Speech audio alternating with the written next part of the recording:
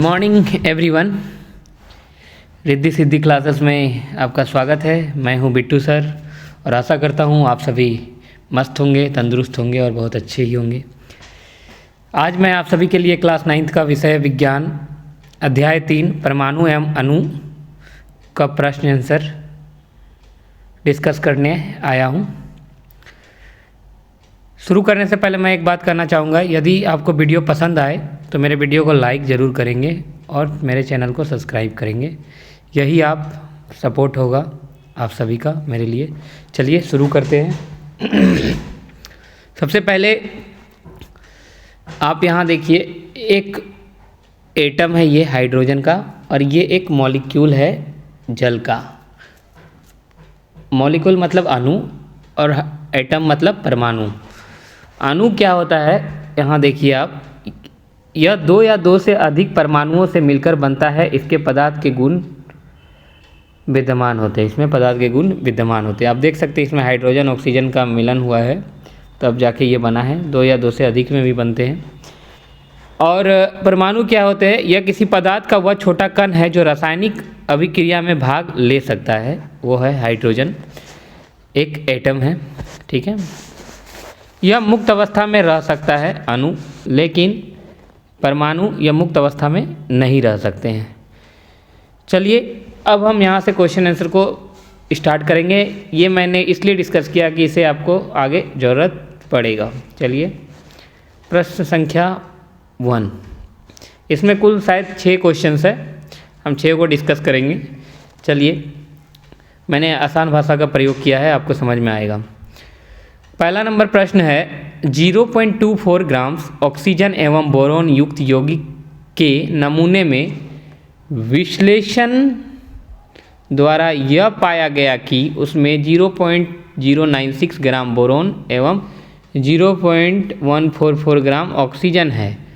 उस यौगिक के प्रतिशत संघटन का भारात्मक रूप में परिकलन कीजिए। कहा गया कि आपके पास 0.24 ग्राम क्या है, कुल द्रव्यमान है ऑक्सीजन और बोरोन का, जिसमें से 0.096 ग्राम क्या है, बोरोन है और 0.144 ग्राम ऑक्सीजन है। ये दोनों को जोड़ेंगे तो 0.24 ग्राम हो जाएगा। चलिए, तो बोरोन का प्रतिशत जब निकालना रहता है तो हम क्या करते हैं, जितना बोरोन है उसको ऊपर लिखते हैं और जितना टोटल ग्राम है उसको नीचे लिखते हैं और गुना 100 करते हैं तो प्रतिशत निकल जाता है। जब बोरोन 0.096 बटा 0.24 करके 100 से गुना करेंगे तो 40% आएगा। उसी तरह ऑक्सीजन का जब प्रतिशत निकालेंगे तो 0.144 भागा 0.24 गुना 100 करेंगे तो 60% आएगा। ये दोनों को प्रतिशत जब जोड़ेंगे तो 100% हो जाना चाहिए। तो देखिए, बोरोन है 40%, ऑक्सीजन है 60%। आप जैसे परीक्षा में प्रतिशत निकालते हैं ना, मान लेते हैं आपके पास 50 नंबर का प्रश्न था, आपको 20 नंबर आए तो कितना प्रतिशत आए, तो 20/50 गुना 100 करेंगे आप तो क्या होगा, 20/50 गुना 100 करेंगे तो आपका 40 आएगा। देखिए कैसे, 20/50 गुना 100, इसको सॉल्व करेंगे, 50 दूना 100, 20 दूना 40, तो 40% नंबर आया आपको। इसी तरह ये सब सवाल जो है बना है। चलिए आगे चलते हैं 2 नंबर प्रश्न की ओर। 3 ग्राम कार्बन और 8 ग्राम ऑक्सीजन में जलकर 11 ग्राम कार्बन डाइऑक्साइड बनता है। कितना ग्राम, 11 ग्राम, जहाँ पे 3 ग्राम कार्बन और 8 ग्राम ऑक्सीजन रहने पर। जब 3 ग्राम कार्बन को 50 ग्राम ऑक्सीजन से जलाएंगे तो कितना ग्राम CO2 बनेगा, मतलब कितना ग्राम कार्बन डाइऑक्साइड बनेगा। आपका उत्तर किस नियम पर आधारित है। 3 ग्राम कार्बन और 8 ग्राम ऑक्सीजन जलाए तो 11 ग्राम CO2 बना, ये तो आपको यहाँ बताया गया है। लेकिन जब 50 ग्राम O2 हो गया, जब अधिक मात्रा हो गई, तो इसलिए कार्बन सीमित अभिकारक है, CO2 11 ग्राम ही बनेगा। कारण क्या है, क्योंकि यह निश्चित अनुपात का नियम कहता है कि जब कार्बन डाइऑक्साइड बनेगा तो 3 ग्राम यदि कार्बन है तो 8 ग्राम ऑक्सीजन चाहिए। यदि 6 ग्राम कार्बन होगा तो 16 ग्राम चाहिए आपको 6 ग्राम यदि कार्बन होगा तो 16 ग्राम आपको ऑक्सीजन चाहिए। मतलब इसी रेशियो में बढ़ना चाहिए, 3 ग्राम 8 ग्राम के रेशियो में। 3 है 8 होगा, 6 है तो 16 होगा, 9 है तो 24 ग्राम होगा, तभी CO2 कितना ग्राम बनेगा, 11 ग्राम ही बनेगा।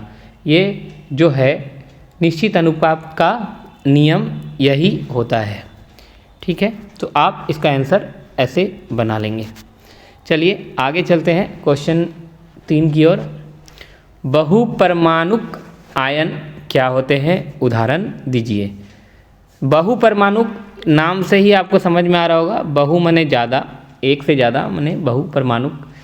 तो वे आयन जिनमें एक से अधिक परमाणु होते हैं उन्हें बहुपरमाणुक आयन कहते हैं।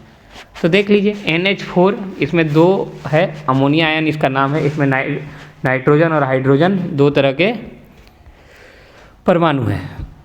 उसी तरह सल्फेट आयन S और O, सल्फर और ऑक्सीजन है। उसी तरह नाइट्रेट आयन नाइट्रोजन और ऑक्सीजन है।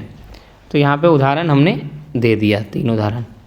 चलिए अगले क्वेश्चन की ओर चलते हैं। समझ में आ गया, वे आयन जिनमें एक से अधिक परमाणु होते हैं उन्हें बहुपरमाणुक आयन कहते हैं। नाम से भी आप समझ सकते हैं।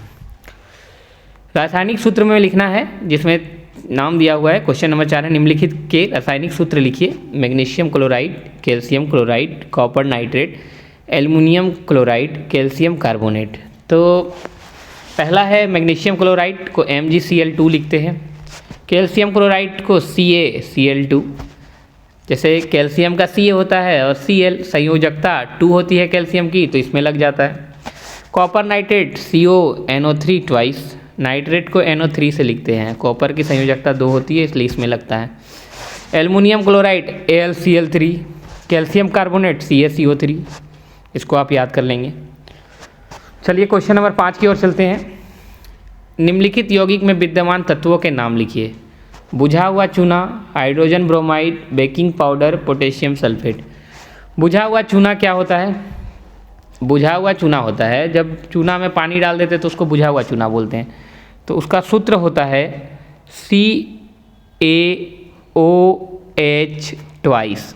तो देखिए इसमें क्या क्या है। Ca मतलब होता है कैल्शियम, O मतलब होता है ऑक्सीजन और H मतलब होता है हाइड्रोजन। तो देखिए बुझा हुआ चूना में कैल्शियम, ऑक्सीजन और हाइड्रोजन। सूत्र यदि याद रहेगा तो आप आसानी से लिख लेंगे CaOH ट्वाइस। ठीक है, ट्वाइस, ये 2 को ट्वाइस कह रहे हैं हम। चलिए आगे, अगला है हाइड्रोजन ब्रोमाइड HBr। तो हाइड्रोजन ब्रोमाइड में आपको समझ में आ रहा होगा, हाइड्रोजन ये नाम से ही क्लियर है। एक हाइड्रोजन होगा और ब्रोमीन होगा। Br होता है ब्रोमीन का, H होता है हाइड्रोजन का। बेकिंग पाउडर, बेकिंग पाउडर होता है calcium hypochloride, baking powder, sodium bicarbonate. Sodium bicarbonate होता है बेकिंग पाउडर। तो Na में हो गया सोडियम, H में हो गया हाइड्रोजन, C में हो गया कार्बन और O में हो गया ऑक्सीजन। बेकिंग पाउडर का सूत्र होता है sodium bicarbonate NaHCO3। Sodium, hydrogen, carbon और ऑक्सीजन। पोटेशियम सल्फेट में होता है K2SO4 होता है। तो K potassium, S sulphur, O oxygen. ठीक है, ये हो गया आपका सूत्र और उसके साथ उसमें तत्व। अंतिम क्वेश्चन की ओर चलते हैं। क्वेश्चन नंबर 6 है, निम्नलिखित पदार्थों के मोलर द्रव्यमान की परिकलन कीजिए।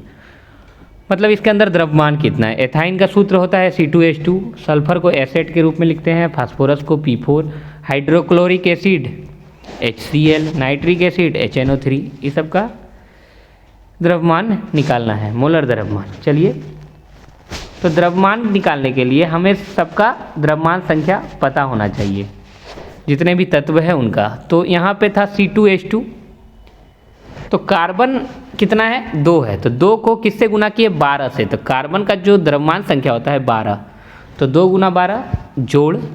हाइड्रोजन का द्रव्यमान संख्या होता है 1, तो 2 गुना 1, तो 2 गुना 12 24 और जोड़ 2 कितना होगा 26 ग्राम पर मोल।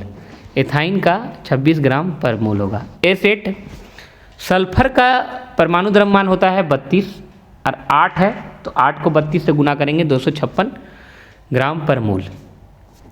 फास्फोरस का परमाणु द्रव्यमान होता है P का परमाणु द्रव्यमान फास्फोरस 31, तो 31 को 4 से गुना करेंगे कितना होगा 124। ठीक है। हाइड्रोक्लोरिक एसिड में H का कितना होता है 1, क्लोरीन का होता है 35.5, तो दोनों को जोड़ेंगे 36.5। यहाँ पे 3 तत्व है, 3 परमाणु है। हाइड्रोजन का 1 होता है, नाइट्रोजन का 14 होता है, ऑक्सीजन का 16 होता है, लेकिन ऑक्सीजन कितना है 3 है, तो 3 गुना 16 करेंगे तो 16 तिया 48 और 1 49 और 14 63 ग्राम पर मोल। तो ये हमने मोलर द्रव्यमान निकाल दिया। आपको यदि समझ में नहीं आया होगा तो वीडियो को दोबारा देखेंगे, बहुत सिंपल है और बहुत कम क्वेश्चंस है, मैंने आसानी से इसको डिस्कस किया है। 2 बार देखेंगे क्लियर हो जाएगा, अच्छे से अपने कॉपी पर लिखेंगे और इसको समझेंगे। यदि मेरी वीडियो आपको पसंद आ रही हो तो मेरे वीडियो को लाइक करेंगे, चैनल को सब्सक्राइब करेंगे। इसी के साथ धन्यवाद।